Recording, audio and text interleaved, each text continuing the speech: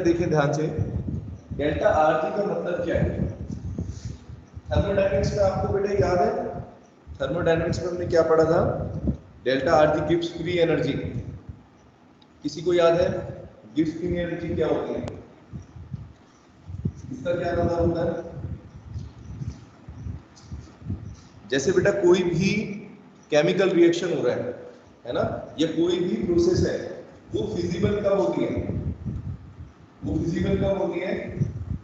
तो उसके लिए बेटा गिव ने एक इक्वेशन दी थी, delta G equal to second thermodynamic property बोलते हैं उसको, delta H minus T delta S. तो एक्चुअल में गिब्स एनर्जी बेटा क्या बताती है? गिब्स एनर्जी का मतलब है चेंज इन गिब्स एनर्जी के अंदर हम ये पता लगा सकते हैं कि कोई केमिकल रिएक्शन फिजिबल होगा या नहीं होगा। मतलब कि कोई केमिकल रिएक्शन बेटा नेचर में पॉसिबल है या नहीं है, समझे? तो डेल्टा आरजी क्या इंडिकेट करेगा बेटा यहाँ पर? ये जो हम रिलेशन पढ़ रहे हैं डेल्टा आरजी को समझ लो, इससे हमें ये पता चलता है कि वेदर द रिडॉक्स रिएक्शन, जो रिडॉक्स रिएक्शन हो रहे हैं किसी इलेक्ट्रोकेमिकल सेल में, वो पॉसिबल है या नहीं है। ठीक है, फिजिबल का मतलब क्या है? एक्चुअल में पॉसिबल है या नहीं है, होंगे या नहीं होंगे, उसकी फिजिबिलिटी है या नहीं है। ठीक है, तो डेल्टा आरटी से क्या पता चलता है बेटा किसी सिस्टम के अंदर कि कोई रिडॉक्स रिएक्शन या कोई भी रिएक्शन केमिकल रिएक्शन पॉसिबल है या नहीं है। ठीक है, अब हम बात करें बेटा, यहाँ पर बार बार बात हो रही है किसी सेल की, है ना, गैल्वेनिक सेल की। तो गैल्वेनिक सेल के अंदर जो रिडॉक्स रिएक्शंस हो रहे हैं, उन रिडॉक्स रिएक्शन के अंदर बेटा हमने पढ़ा है कि एनर्जी चेंज होता है कुछ ना कुछ एनर्जी चेंज पढ़ा था। केमिकल एनर्जी किस में कन्वर्ट हो रही है? इलेक्ट्रिकल एनर्जी, है ना। अब ये केमिकल एनर्जी बेटा इलेक्ट्रिकल एनर्जी में चेंज हो रही है, तो कितना एनर्जी में चेंज आया, इस सिस्टम की एनर्जी में कितना चेंज आया? थर्मोडायनामिक्स में बोलते हैं किसी भी चीज को सिस्टम, है ना।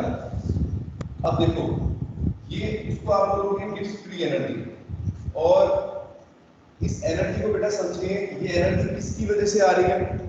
एनर्जी और वर्क के बीच में रिलेशन क्या है बताओ? बेसिक बिल्कुल एकदम, एनर्जी और वर्क में क्या रिलेशन है?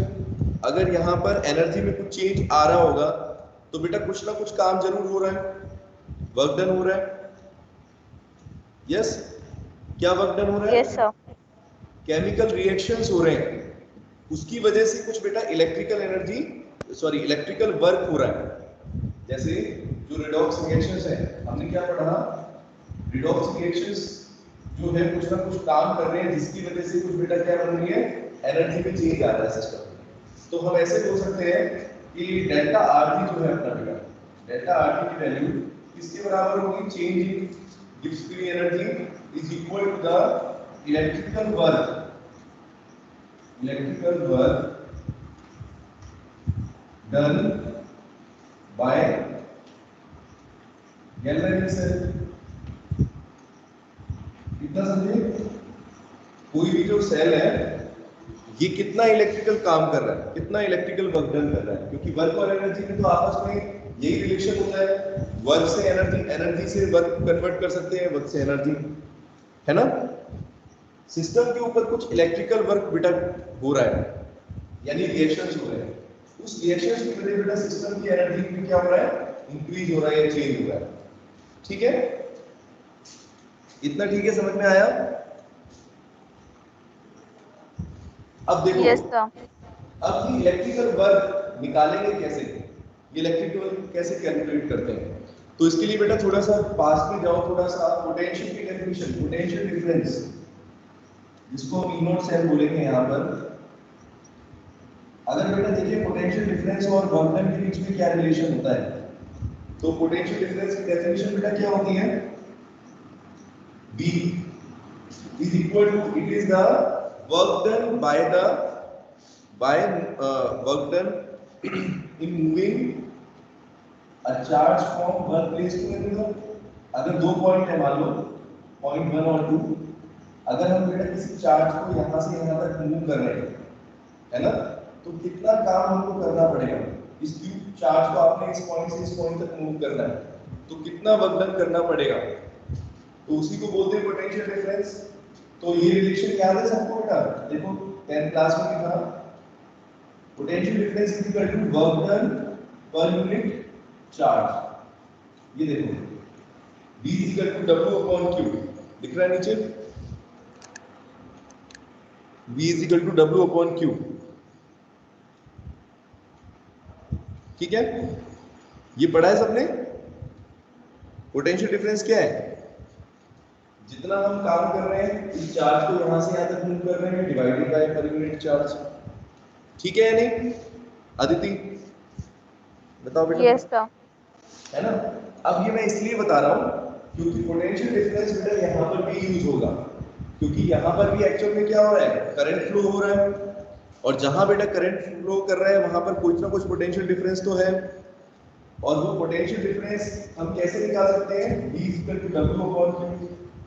बेटा इस इक्वेशन से V equal to W upon Q की जगह मैं इसको ऐसे करके लिख सकता हूं, वर्क डन निकालना है मेरे को, कितना वर्क डन हुआ, तो ऐसे लिख सकते हैं W is equal to V into Q, where V is the potential difference and Q is the charge, है या नहीं? Work done is equal to, work done कितना हो रहा है, कितना काम किया इस चार्ज ने, तो पोटेंशियल डिफरेंस बेटा मल्टीप्लाई बाय चार्ज, ठीक है? खुशी आया बेटा समझ में? नंदिनी देखो दोबारा एक बार फिर रिवाइज करते हैं, डेल्टा आरटी से चेंज इन गिव्स फ्री एनर्जी। डेल्टा आरटी बेटा क्या होता है, गिव्स फ्री एनर्जी में क्या चेंज होता है, और मैंने बताया गिव्स फ्री एनर्जी बेटा क्या है, थर्मोडायनेमिक्स में 11th क्लास में भी था कि गिव्स फ्री एनर्जी बेटा एक तरीके से क्राइटेरिया है कि कोई केमिकल रिएक्शन पॉसिबल है या नहीं है, मतलब कि वो रिएक्शन होगा या नहीं होगा। अगर रिएक्शन होगा तो डेल्टा आरटी की वैल्यू हमेशा बेटा क्या होनी चाहिए, पढ़ा है आपने, नेगेटिव होनी चाहिए, है ना? अगर कोई रिएक्शन स्पॉन्टेनियस है, एक्चुअल में वो फिजिबल है, तो बेटा डेल्टा आरटी की सिस्टम में वैल्यू क्या होती है, हमेशा नेगेटिव होती है, ठीक है बेटा? नीला समझ में आया आपको? डेल्टा आरटी की वैल्यू नेगेटिव होनी चाहिए, ठीक है? ये मैंने थर्मोडायनेमिक्स की इक्वेशन लिखी है, इसका भी कोई यूज नहीं है, सिर्फ बता रहा था आपको कहां पर है, ठीक है? ये चीज आपको ध्यान देनी है, डेल्टा आरटी का बेटा ई नॉट सेल से क्या रिलेशन है। जो हमारा गैल्वेनिक सेल है उसका बेटा जो standard electrode potential, standard potential और डिफरेंस हम निकाल रहे हैं, इसको बोलेंगे ईएमएफ ऑफ द सेल या ई नॉट सेल। इस ई नॉट सेल और डेल्टा आरटी के बीच में क्या रिलेशन है ये एस्टैब्लिश करना है, दोनों के बीच में बेटा क्या रिलेशन होगा। तो डेल्टा आरटी तो बेटा क्या हो गया, एक्चुअल में क्या होगा, electrical work done by galvanic cell. ये सबको समझ में आ रहा है? Delta RT is equal to electrical energy, electrical work done by the galvanic cell. Cell के अंदर कितना इलेक्ट्रिकल वर्क हो रहा है, प्रथम ठीक है? वर्क और एनर्जी के बीच में रिलेशन होता है ना? हाँ,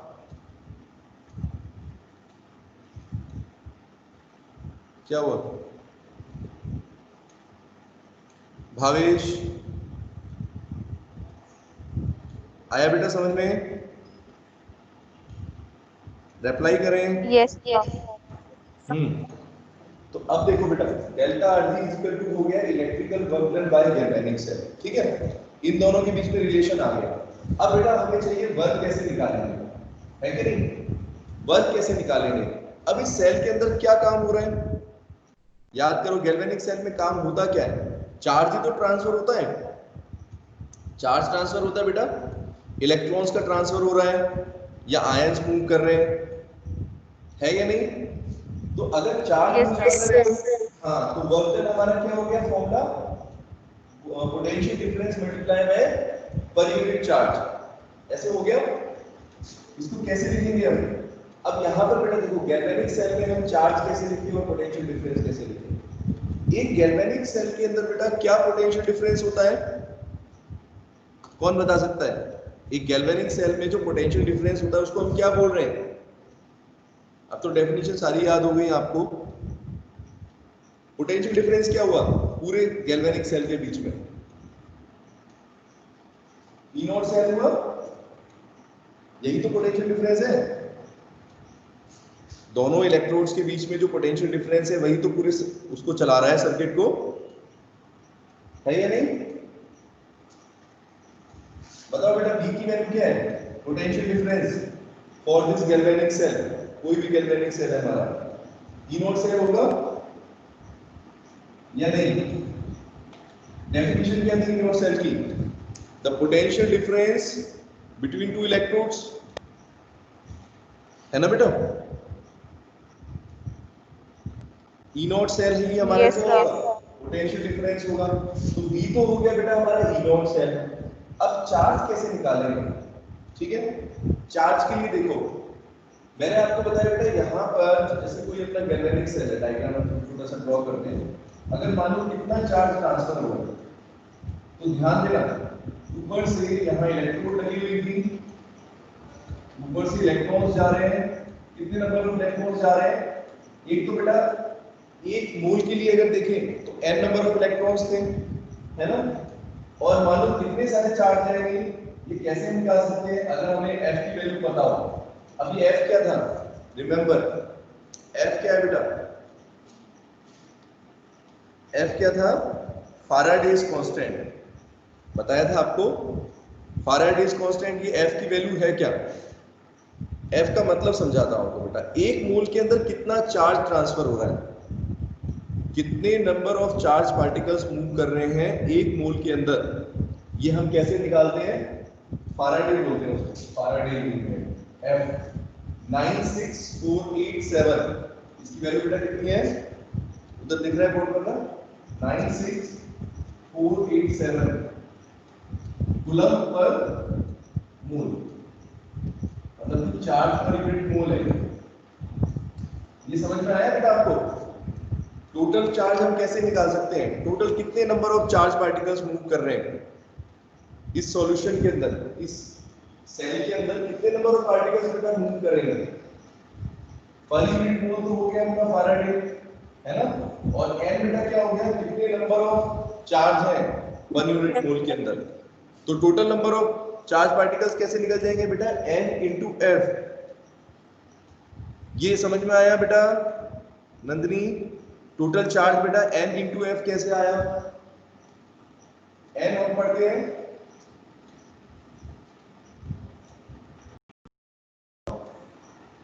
या चार्ज कैरिड बाय द, ऐसे लिखो, चार्ज पर यूनिट मोल, है ना? किसी भी जो भी हम मेटल आयन ले रहे हैं, जिंक है, कॉपर है, सिल्वर है, कोई भी है, तो उस पर बेटा क्या चार्ज होता है पर यूनिट मोल पर ऊपर, उसको नेट n बोलते हैं। और फैराडे बेटा क्या है? एक मोल के अंदर कितना चार्ज जा रहा है, तो टोटल चार्ज क्या हो जाएगा? दोनों को क्या कर देंगे आपस में मल्टीप्लाई करेंगे, टोटल चार्ज निकल जाएगा। समझ में आ रहा है सबको? Yes sir. तो इसका मतलब ये हुआ बेटा, हमारी डेफिनेशन क्या थी? देखो वर्क डन की, इलेक्ट्रिकल वर्क डन क्या था? Potential difference multiply by charge, है ना? इसको ऐसे लिख देता हूं, potential difference multiply by total charge, है ना? टोटल चार्ज कितना है इन गैल्वेनिक सेल। तो पोटेंशियल डिफरेंस को बेटा हम लिख देंगे ई नॉट सेल, ठीक है? और चार्ज बेटा कितना हो गया? n into f, ये आपका हो गया टोटल चार्ज। एक चीज अभी और रह गई, यहां पर बेटा साइन ध्यान देना सभी बच्चे। अगर अब थोड़ा सा थर्मोडायनेमिक्स में याद करो, आप बच्चे कह रहे हैं कि पीछे जाना पड़ता है, बेटा पीछे तो जाना पड़ेगा, क्योंकि यहाँ पर जो माइनस यहाँ पर आएगा उसका मतलब आपको बताऊंगा कैसे है। तो थर्मोडायनेमिक्स में बेटा जब हम पढ़ते थे तो उसमें क्या कहते थे कि अगर सिस्टम पर कुछ काम किया, अगर सिस्टम ने कुछ काम किया, दो तरह की कंडीशंस हो सकती हैं। या तो बाहर से, जैसे मान लो ये सिस्टम है, कोई सेल है अपना, है ना? तो सेल के ऊपर अगर हम कोई काम करेंगे या सेल काम करेगा, अगर हम सेल के ऊपर काम करेंगे बेटा तो उस W को क्या मानते थे बाय डिफॉल्ट? वर्क डन को क्या मानते थे बेटा? पॉजिटिव मानते थे, याद आया आपको?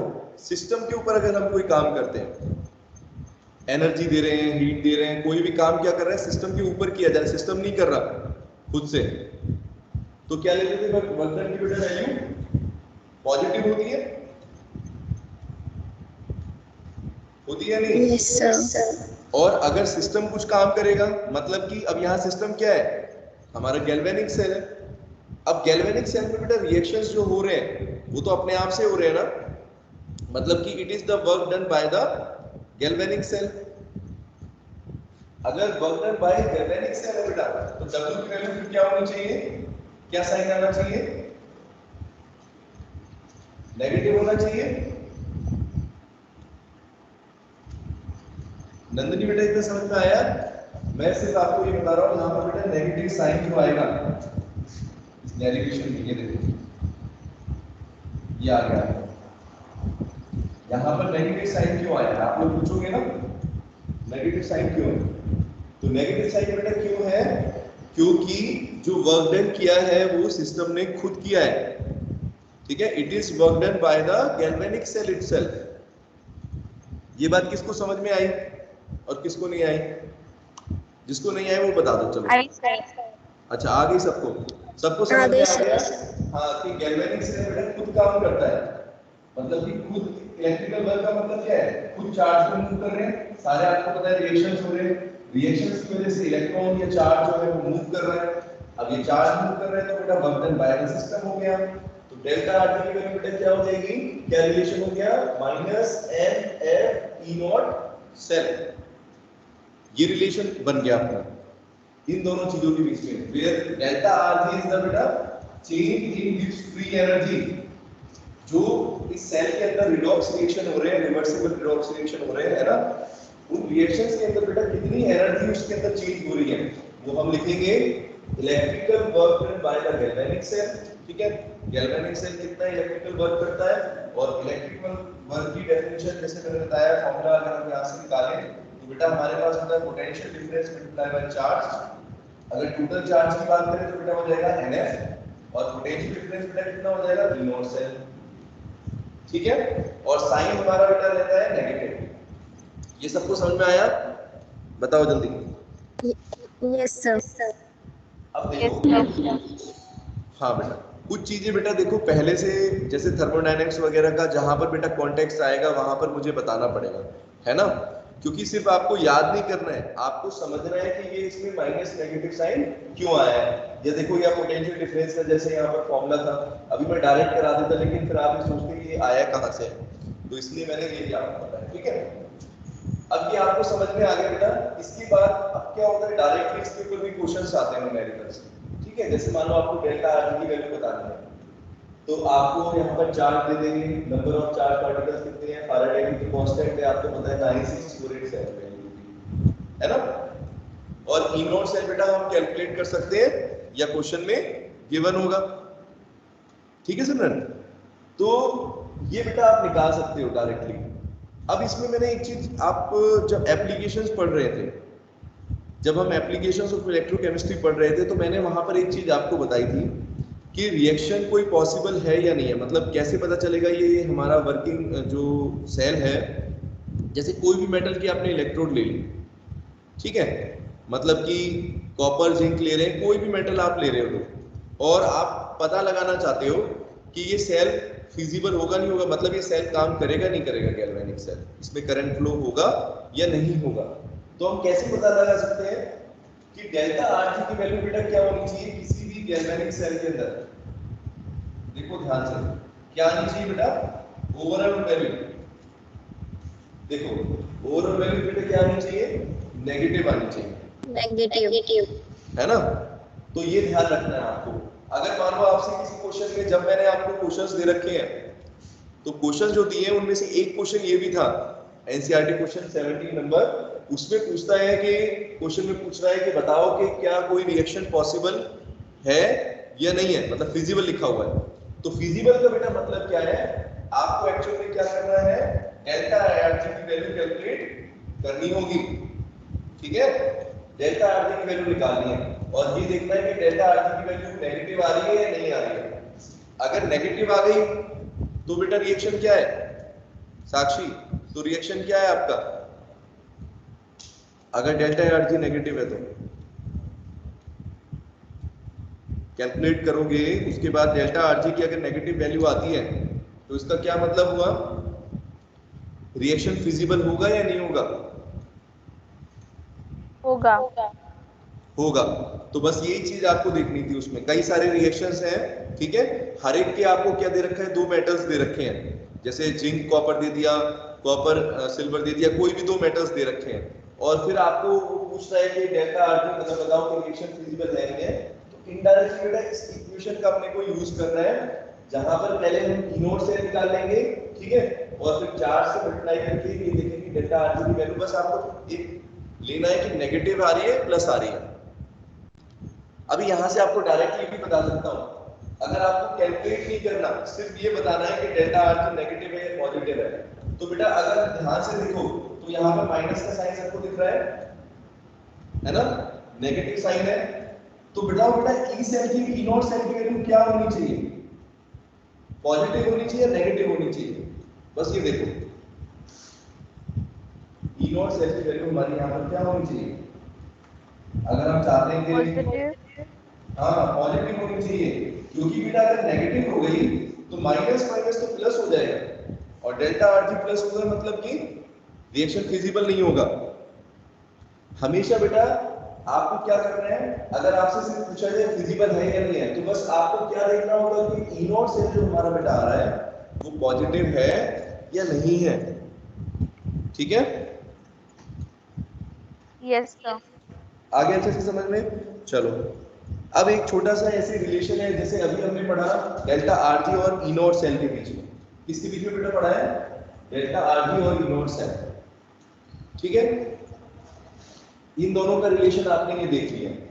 अब देखो थोड़ा सा बैक जाते हैं, जो अभी मैंने आपको इक्वेशन लिखवाई थी, ई नॉट सेल और इक्विलिब्रियम कांस्टेंट के बीच में भी एक रिलेशन है, तो वहां से हम बेटा ई नॉट सेल की वैल्यू इसके टर्म्स में पुट कर देंगे,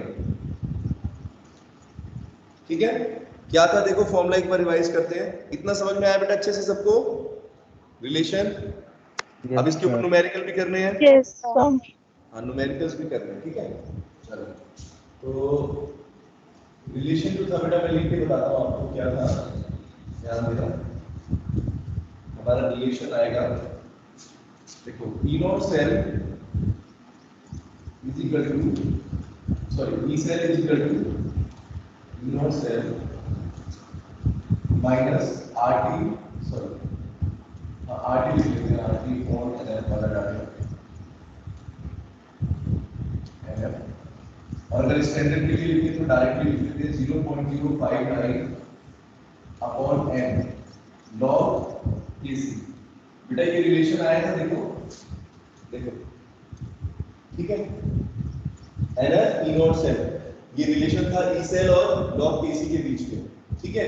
और अगर इक्विलिब्रियम की बात करें, अगर इक्विलिब्रियम की बात करें तो बेटा वहां पर कौन सी वैल्यू जीरो हो जाती है, ई सेल क्या हो जाता है अपना, जीरो हो जाता है, हाँ प्रथम, ठीक है बेटा। इक्विलिब्रियम पर ई सेल हमारा क्या होता है, जीरो हो जाएगा, क्योंकि दोनों साइड कंसंट्रेशन बताया था आपको इक्वल हो जाती है, ऑक्सीडाइज हाफ की भी कंसंट्रेशन इक्वल होगी और रिड्यूस्ड हाफ की भी, तो कोई बेटा पोटेंशियल डिफरेंस एग्जिस्ट नहीं करेगा, ई सेल आपका क्या हो जाएगा, इक्विलिब्रियम पर जीरो हो जाता है, ठीक है बेटा। क्लियर है सबको ये, यस सर। अब देखो ई सेल अगर जीरो हो गया तो इक्वेशन क्या बनती है, ये देखो दो रिलेशन, एक तो ये वाला और एक ये वाला, ई नॉट सेल और इसके बीच में, ये होगा आपका E not cell is equal to,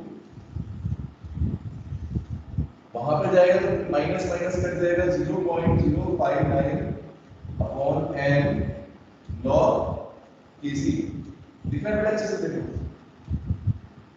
ठीक है। ये रिलेशन है, ई नॉट सेल की वैल्यू बेटा कितनी है, 0.059 अपॉन n log AC, इस वैल्यू को यहां पर पुट कर सकते हैं ई नॉट सेल में, कर सकते हैं नहीं, बताओ। E not cell is equal to 0.059 upon n log kc। ये वैल्यू दिख रही है सबको बेटा? रिलेशन पढ़ चुके हैं इसको हम। इक्विलिब्रियम पे ये कंडीशन होती है।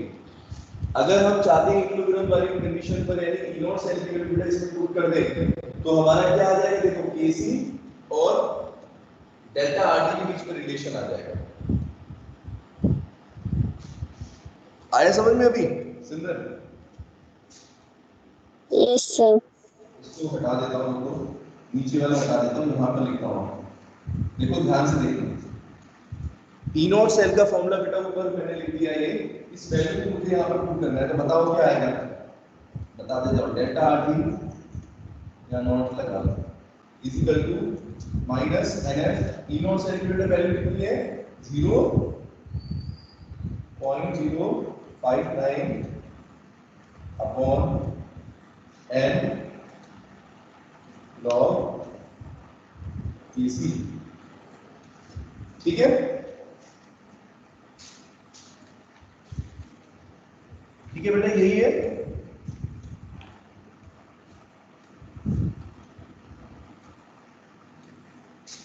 है या नहीं बताओ? हमने वैल्यू किसकी पुट करी है? देखो E not cell is equal to 0.059 upon n log kc।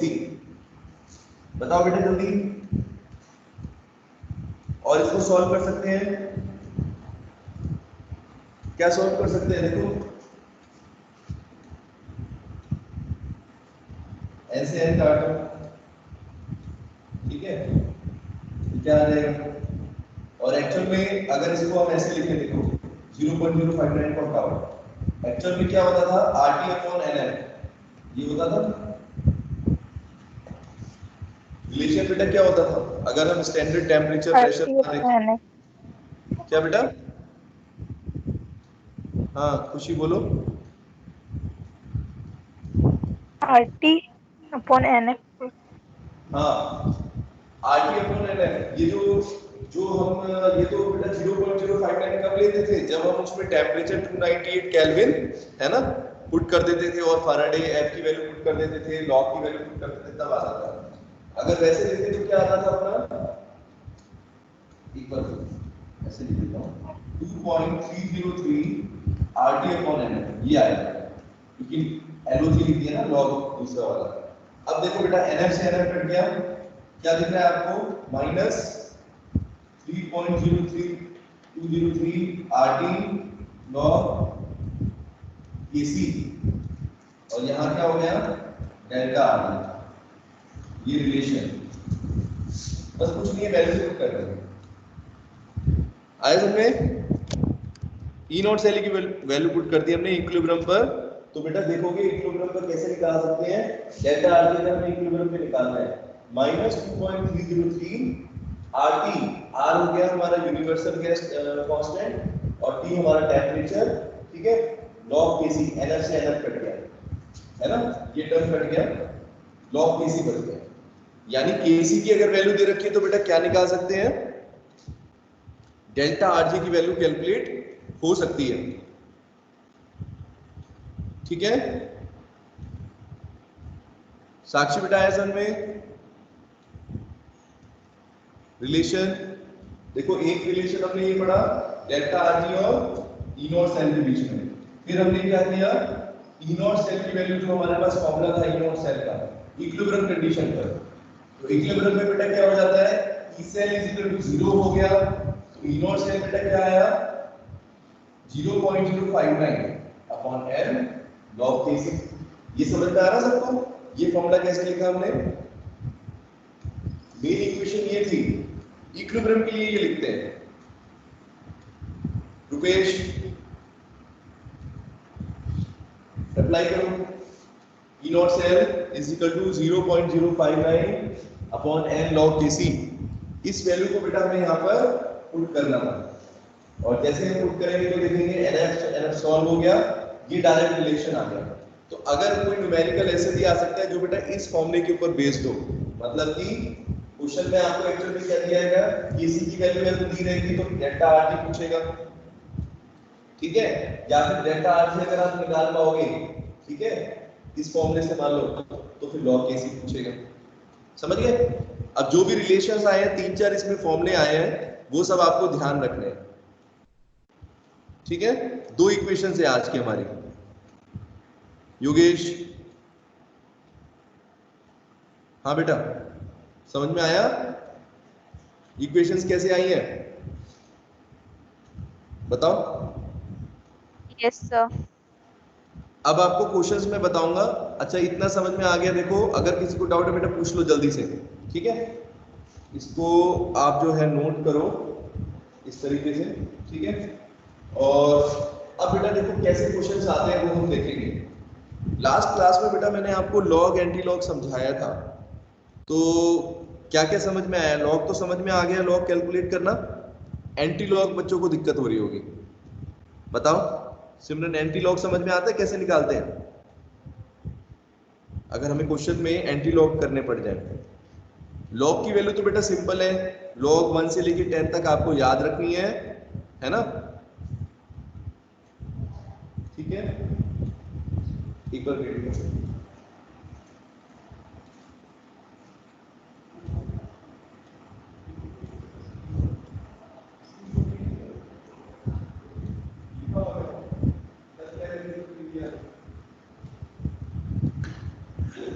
चलो बेटा ठीक है, अब मैं आपको लॉग एंटी लॉग समझा दूं दोबारा।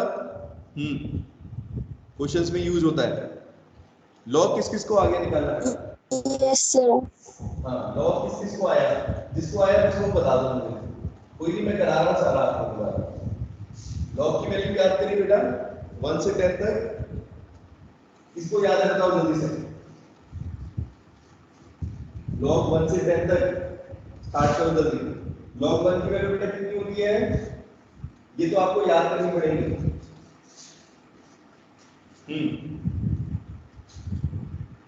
खुशी बेटा क्या होता है लॉग 1? लॉग 1 से लेकर 10 तक अच्छे से याद करो। बेस 10 है इनका। 0 बताओ लॉग 1 कितना होता है? ये सब बेटा बेस 10 है ना? बेस 10 समझते हो?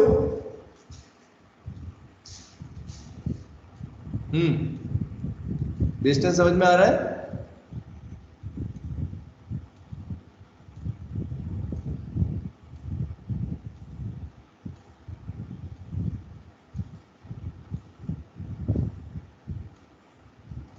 बताओ बेटा वैल्यू जल्दी जल्दी, क्या क्या वैल्यू? 0.00। फर्स्ट लॉग 1 से स्टार्ट करेंगे, अभी मैंने लिख लिखा सारे, पहले सारे लिख लेते हैं, उसके बाद देखेंगे। 7 8 9 10, ये तो बेटा आपको याद करना है। देखो कौन कौन से याद करने हैं और कौन से करने पड़ेंगे वो देखते हैं। सबसे पहले log 1 बेटा कितना होता है? 1 का 0 होता है, 0 होता है। 0.0 हाँ 0.00 कुछ नहीं, 0 याद रखो, इतना लंबा क्यों करते हो? log 2 बेटा क्या हो जाएगा आपका? 0.3। देखो ये मैं वैल्यू जो बता रहा हूँ ना आपको अप्रोक्सीमेटली है, लॉग टेबल की बेटा आजकल कोई जरूरत नहीं होती, ठीक है? तो एग्जाम में लॉग टेबल नहीं मिलती है, जब हम बेटा एग्जाम देते थे तब मिलती थी। अभी तो क्या है, आपको वैल्यू याद होनी चाहिए, समझ रहे हो सभी बच्चे? तो अप्रोक्सीमेटली वैल्यू याद रखो, ठीक है? एग्जैक्टली याद रखने की जरूरत नहीं है, आपको मार्क्स मिलेंगे पूरे, ठीक है? तो log 1 बेटा 0, log 2 0.3, ठीक है? उसके बाद यहाँ देखते हैं log 10। log 10 बेटा क्या होता है?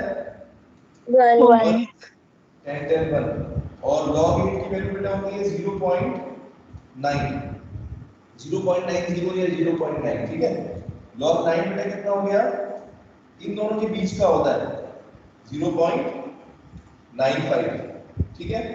और देखो log 4 बात करें यहाँ पर तो कितना हो जाएगा? log 2 का डबल 0.6 है ना? log 3 कितना हो गया? 0. कितना होता है? 448 है ना? 0.48। तो बेटा ये वैल्यू जो है आपको अच्छे से याद रखो। log 4 हो गया हमारा 0. log 3 0.48 हो गया, ठीक है? अब log 5 कितना है? इसकी वैल्यू भी आपको याद करनी पड़ेगी। 5 और 6 की 8 की अपने 0.3 से निकाल सकते हैं लॉग किसी तरह। चलो कोई नहीं। लॉग 5 बेटा कितना है 0.7 7 0.7 है और log 6 हो गया 0.78 है ना। log 7 की कितनी होगी इन दोनों के बीच में लाई करेगी log 0.8 होगा 0.84 ठीक है। ये वैल्यूज है बेटा। अब इनको आप क्या करो सुनो सबसे पहले बेटा अपने जो नोट्स हैं जहां पर इस चैप्टर के उसमें आप कहीं लिखो या तो फर्स्ट पेज पर लिख लो साइड में कहीं पर भी क्योंकि क्वेश्चन सब जो हम करेंगे उससे पहले ही इनको नोट करोगे सभी बच्चे ठीक है 1 से 10 जैसे जैसे यूज करोगे ये वैल्यू याद हो जाएंगी आपको ठीक है। ऐसे रट्टा मारने की जरूरत नहीं है क्वेश्चंस बेटा करोगे तब याद हो जाएगा। अब लॉग कैसे निकालते हैं किसी भी चीज का अगर हमें कोई भी लॉग वैल्यू निकालनी है जैसे अपने को निकालना है बेटा log 40 log 53 कैसे निकालेंगे 53.2 तो log 40 बेटा कैसे करेंगे देखना बताओ log 40 को कैसे लिख सकते हैं बताओ बेटा कैसे करेंगे 40 को हम कैसे लिख सकते हैं 4 into 10 की पावर 1 खुशी बेटा सबसे पहले क्या करो अगर कोई ऐसा टर्म है जैसे 40 या 53 इस टाइप से है तो सबसे पहले उसमें से 10 का टर्म अलग कर दो 10 रेज़ टू द पावर क्या कर दो बेटा अलग कर दो ठीक है डेसिमल पॉइंट रहने दो। तो 40 को कैसे लिख सकते हैं 4 into 10 ठीक है 10 की पावर 1 लिखने की जरूरत नहीं है मैं समझा रहा था आपको ठीक है अदिति ठीक है बेटा। Yes. अब देखो आप दोनों लॉग आपको निकालने हैं हमारे पास फॉर्मूला क्या होता है log a into b का अगर बेटा log a into b का क्या फॉर्मूला होता है log a plus log b तो क्या ऐसे लिख सकते हैं देखो ऐसे लिख सकते हैं log 4 plus log 10 4 into 10 था ना 40 तो कैसे ब्रेक डाउन किया हमेशा ध्यान रखो 10 की पावर में अलग किया और 4 को अलग किया ठीक है। तो log 10 की वैल्यू कितनी हो गई 10 रेज़ टू द पावर 10 क्या होता है log 10 की वैल्यू 1 और log 4 बेटा कितना हो गया 0.6 0.6 निकालोगे 1.6 आ गया ठीक है।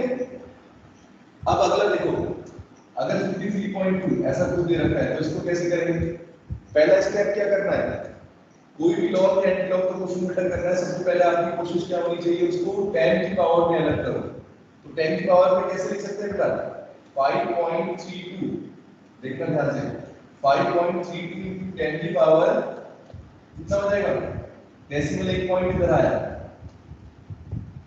10 की पावर 1 ठीक है क्या 5.32 into 10 सही है बेटा 10 रेज़ टू द पावर निकालो सबसे पहले इसमें से ठीक है। देख लो बेटा बार बार नहीं समझा पाएंगे इतना है ना अभी अच्छे से कर लो क्वेश्चंस हर जगह यूज होंगे इसके। प्रथम आ रहा बेटा समझ में 5.32 into 10 की पावर 1 ऐसे लिख लिया हमने। अब क्या होगा जब लॉग खोलेगा तो प्लस आपको पता है log 10 ऐसे हो जाएगा log 10 प्लस log 5.32 है कि नहीं बताओ ऐसे होगा log 10 की वैल्यू क्या हो गई 1 1 और log 5.32 देखना है अपने को। अब देखो अब यहाँ पर बेटा अप्रोक्सीमेटली करेंगे 5 और 6 के बीच में लाई करेंगे ना 5.6 किसके बीच में लाई करेगा 5.32 किसके बीच में लाई कर रहा है 5 और 6 के बीच में। अब देखो या तो आपके पास तरीका है कि आप अप्रोक्सीमेटली इसको सॉल्व कर लो या फिर इन दोनों का बेटा क्या निकाल लो मीन निकाल लो एवरेज।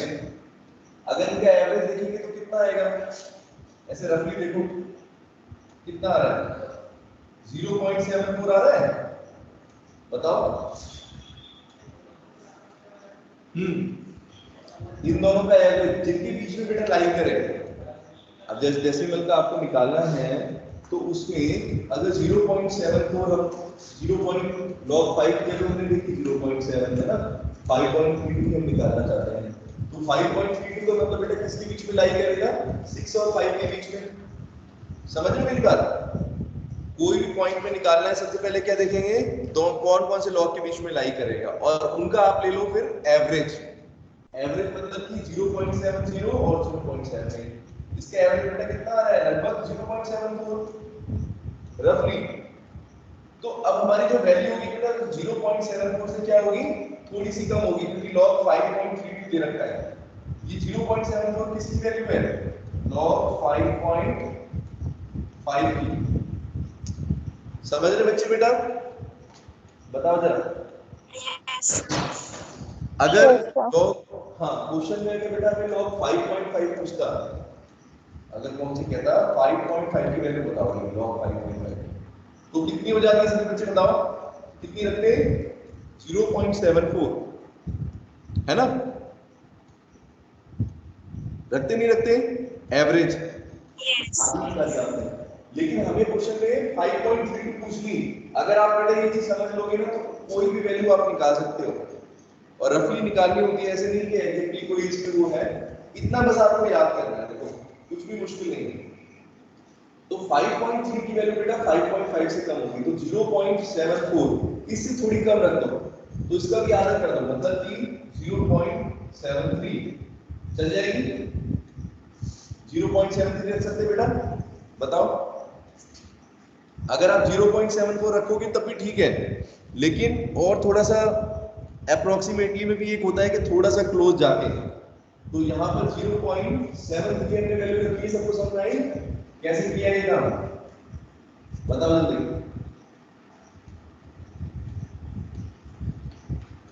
बताओ बेटा, आया सब में?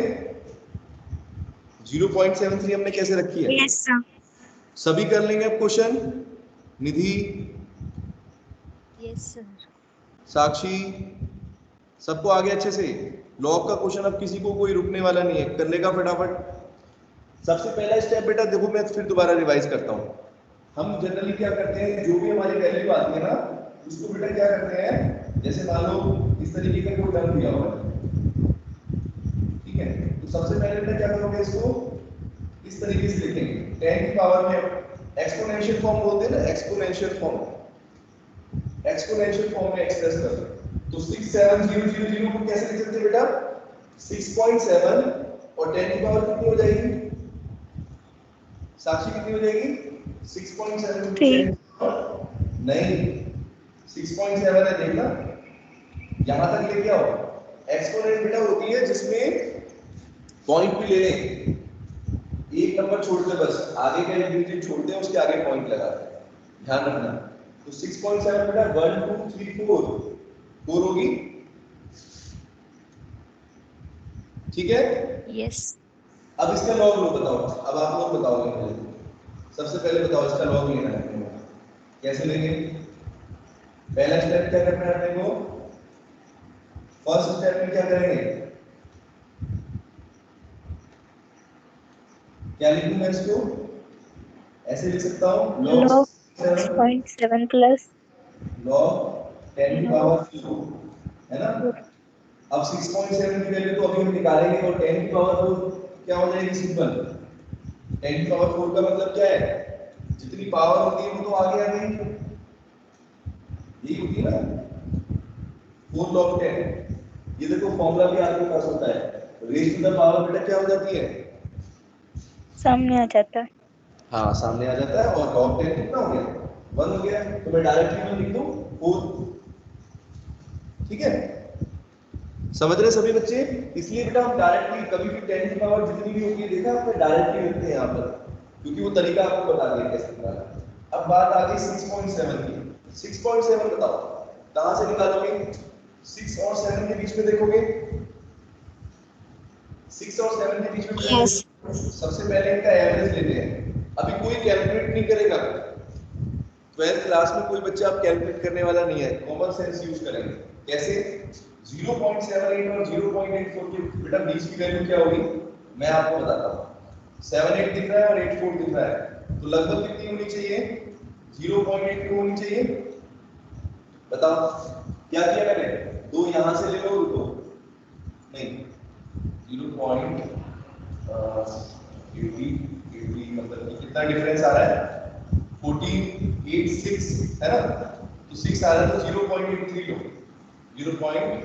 सॉरी 81 78 79 80 81 ठीक है बेटा 82 83 84 0.81 समथिंग एवरेज में। ये बेटा किसकी वैल्यू है? लॉग 6.5 की निकालनी किसकी है? 6.7। तो 6.7 कब आएगा? 2 स्टेप आगे, यानी कि 0.81 की जगह क्या रख सकते हैं? अप्रोक्सीमेटली रख सकते हैं 0.83। बताओ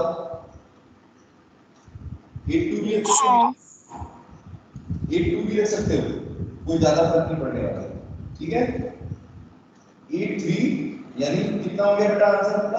4.83। पीछे क्या लिख दो? अप्रोक्स लिख दो, ठीक है। पीछे आप बेटा क्या लिख दो? जो आंसर निकालोगे ना उस पर क्या लिख देंगे सभी बच्चे? अप्रोक्सीमेटली, आपको नंबर मिल जाएंगे, ठीक है। समझ में आया सबको? लॉग आ गया अच्छे से? Yes, sir. Yes, sir.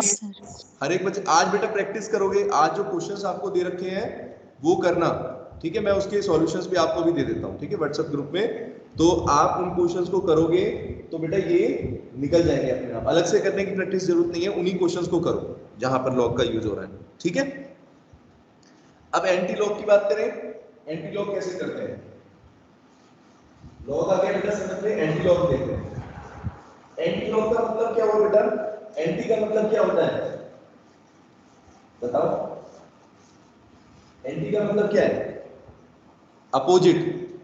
जैसे अगर कोई ऐसी वैल्यू आ गई, मैंने आपको बताया लॉग की की वैल्यू में निकालनी है, और इधर की साइड हमारे पास क्या था? E0 सेल जैसे फॉर एग्जांपल, है ना। तो अब अपने को बेटा यहाँ पर केसी की वैल्यू निकालनी है, तो लॉग यहाँ से हटाना है ना। लॉग बेटा हटाना है, तो लॉग हटाने के लिए हम क्या करते हैं? एंटी लॉग यूज करते हैं, एंटी लॉग ऑफ लॉग केसी, है ना। और ये हो जाएगा एंटी लॉग ऑफ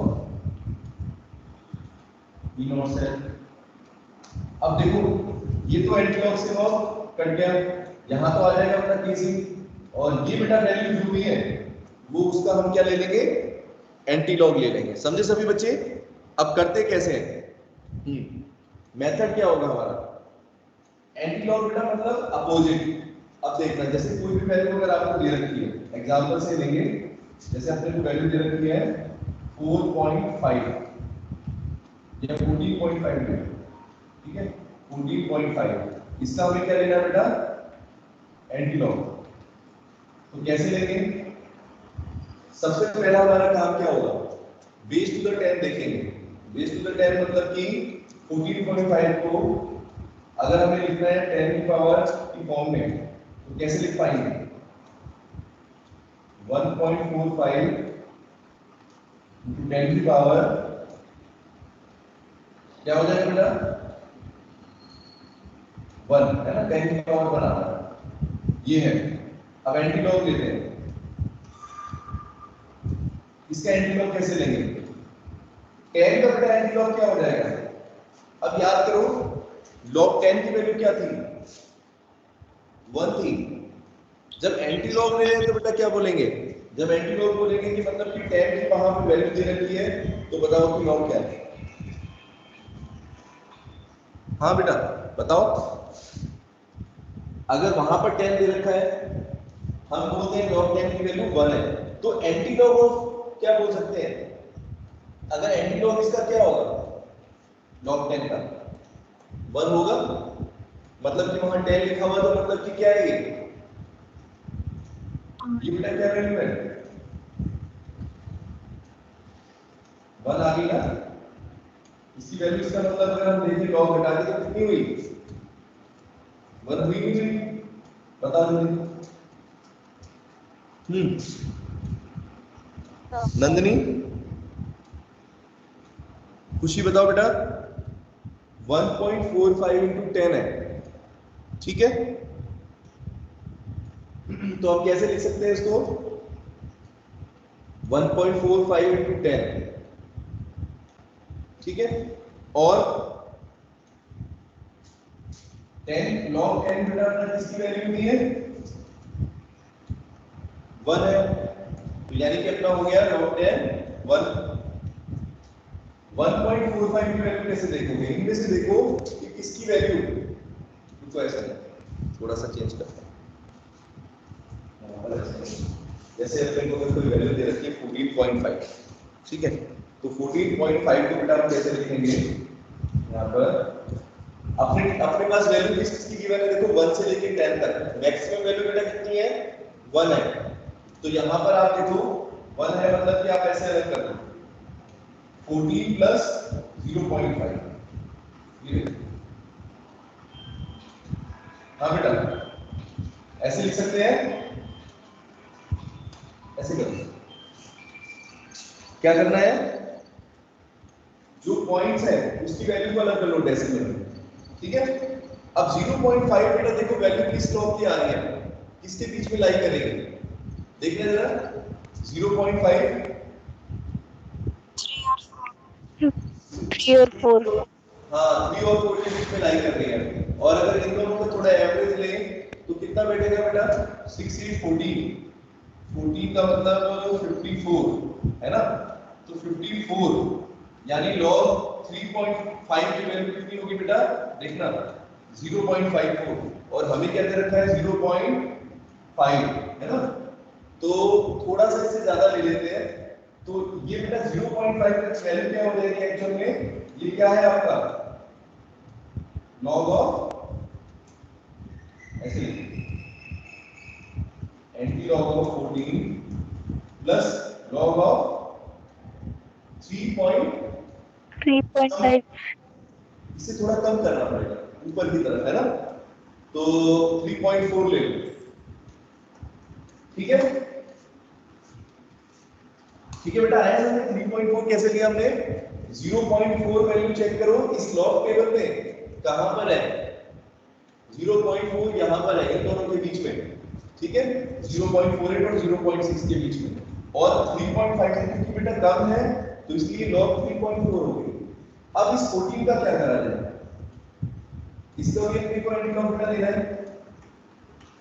है ना, तो 14 को बेटा हम कैसे लिखेंगे देखना, 14 का बेटा मतलब क्या हुआ, 14 का मतलब हुआ एक्चुअल में यहां पर log 10 की पावर 14, देखो सभी बच्चे ध्यान से 10 की पावर जो भी आपको टर्म आ गया जो पॉइंट्स में आ गया वो तो बेटा 1 से लेके 10 तक निकलना है, ठीक है। प्रथम आ रहा है समझ में, जो भी नंबर आपको दे रखा है पॉइंट्स में उसको पहले आप पॉइंट में अलग कर लो, मतलब कि 1 से छोटी क्वांटिटी अलग कर लो। 16.3 दे रखा है तो क्या करोगे 16 को अलग करोगे और 0.3 को बेटा अलग करोगे, मेरी बात समझ रहे हो, कोई भी नंबर 16.3 है तो सबसे पहले क्या काम करना पॉइंट वाले को अलग कर दो, तो ऐसे लिखेंगे 16 प्लस 0.3। अब ये देखेंगे 16 का तो हो जाएगा बेटा अगर लॉग देखेंगे तो 10 की पावर 16 यानी कि अपनी वैल्यू कितनी आ जाएगी 16 आएगी, है ना। अगर एंटी लॉग लॉग कैंसिल हो जाएंगे अभी देखना आप आपस में, तो ये क्या आ रहा है 10 की पावर 14 प्लस log 3.4 सॉरी 3.4, हाँ तो ये क्या हो गया 3.4 और ये आपस में बेटा मल्टीप्लाई, मतलब कि 3.4 into 10 की पावर 14। एक बार इसका भी देखते हैं 16.3 का, 16.3 का देखेंगे सबसे पहले बेटा क्या लिखेंगे इसको एंटी लॉग ऑफ ड्रॉप कर सकता हूं, दोबारा फिर करते हैं क्वेश्चंस और 2-3 क्वेश्चंस करेंगे आपको आ जाए।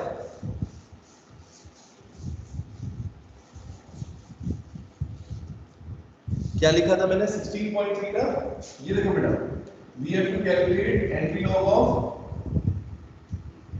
16.3 कैसे करेंगे बेटा? सबसे पहले अंदर लिखो, पॉइंट वाले को अलग करो, तो 16 प्लस 0.3, हाँ ठीक है बेटा, 16 प्लस 0.3। अब देखो 16 का बेटा मतलब क्या हो गया?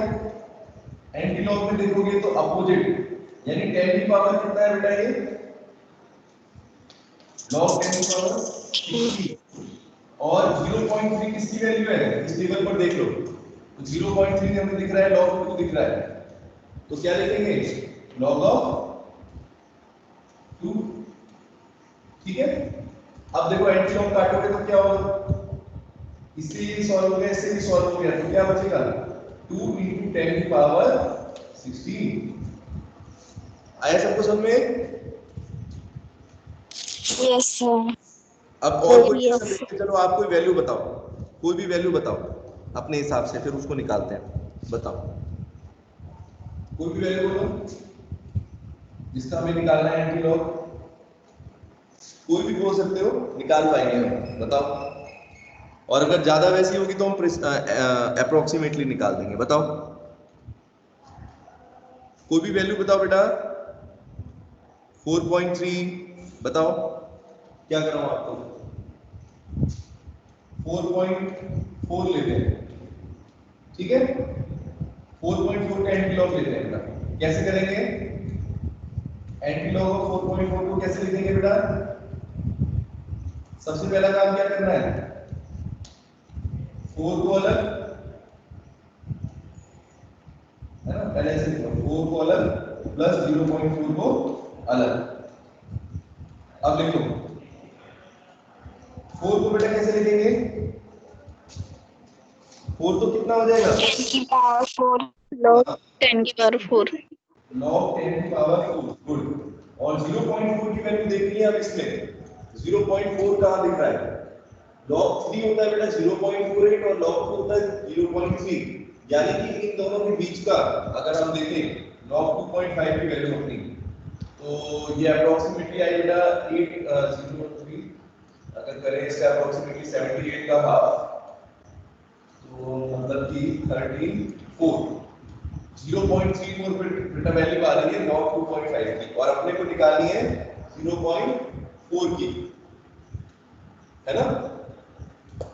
तो मतलब कि log 2.5 से नीचे की तरफ लेनी है, इधर की तरफ, तो हम log 2.8 ले सकते हैं या 2.7, log 2.8 ले लेते हैं। क्या आंसर आ जाएगा बेटा अपना? 2.8 मल्टीप्लाई बाय 10 की पावर आ जाएगा, ठीक है। आया सबको समझ में? ये मेथड आ गया समझ में? एक बार बेटा इसकी Yes. प्रैक्टिस करो, एक दो क्वेश्चन और करा देता हूं अभी, ठीक है। अब आप खुद देखना, यही प्रैक्टिस करा देता हूं, बाद में आप लोग फिर करोगे। चलो कोई नंबर बताओ जल्दी बेटा, फटाफट से करो, 2-3 करते हैं क्वेश्चन, टाइम भी हो गया, एक क्वेश्चन और करा देता हूं। बताओ बेटा 10 ऐसे ले लेते हैं, 16.4 है ना, 16.7 कुछ भी, जो भी आपको लेनी, 16 की जगह 18 ले लो, तो 18 का तो हो जाएगा बेटा log 10 की पावर 18 प्लस log क्या हो जाएगा 0.7।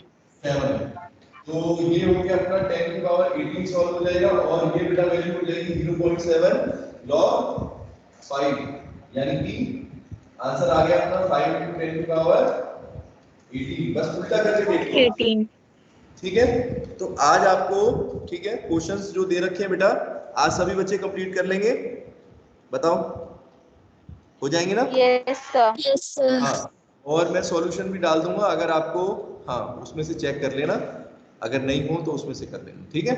कंप्लीट करना है काम सारा, और टेस्ट बेटा जो है, टेस्ट दोबारा फिर लेंगे 3-4 दिन के अंदर, ठीक है। अच्छे से कंडक्ट नहीं हो पाया, हाँ रेस्पॉन्स भी अच्छा नहीं है, कोई बात नहीं, 3-4 दिन के अंदर अभी इसको कंप्लीट करके फिर करते हैं, ठीक है।